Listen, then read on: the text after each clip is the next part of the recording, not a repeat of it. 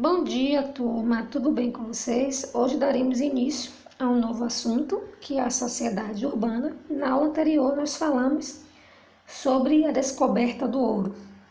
Durante o período colonial, com a exploração do ouro, as regiões das minas cresceram rapidamente. Muitos arraiais tornaram-se vilas e depois cidades. Então, por causa do grande número de pessoas estabelecidas nas regiões das minas, foi preciso que se desenvolvesse nos núcleos urbanos próximos dessa região uma rede de serviços capaz de atender essa população, o que atraiu muitos trabalhadores livres.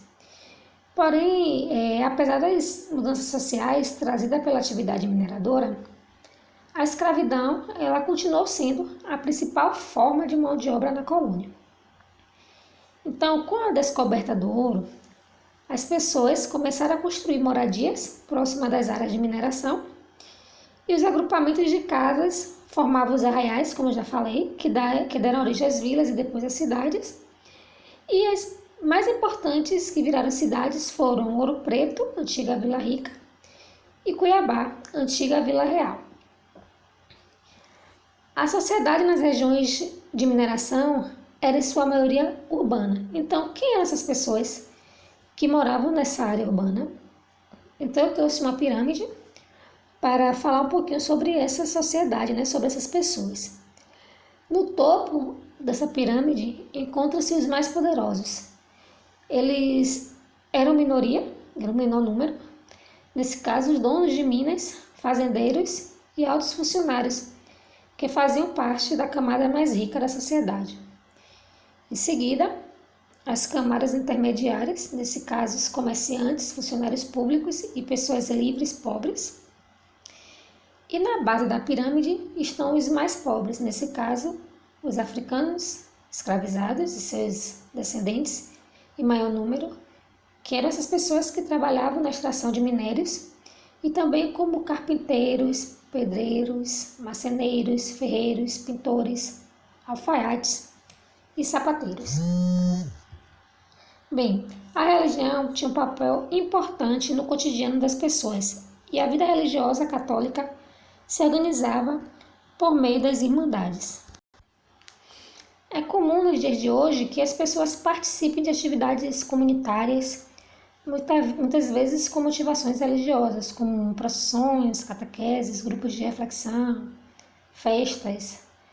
Então, no período colonial, as irmandades eram formadas pelas pessoas que viviam em determinada região, desempenhando um papel social bastante importante. Então, as irmandades, elas foram um dos poucos espaços sociais em que os africanos escravizados, eles podiam se reunir e se organizar, com a permissão das autoridades religiosas e coloniais.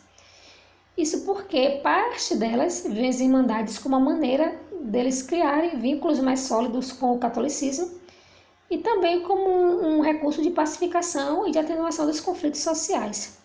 Então, eles eram formados por grupos compostos de pessoas que geralmente exerciam a mesma profissão ou pertenciam à mesma classe social. Os escravizados, eles podiam fazer parte das irmandades eles não podiam fazer parte das irmandades dos brancos. Em geral, eles criavam seus próprios grupos, muitas vezes cultuando os santos negros.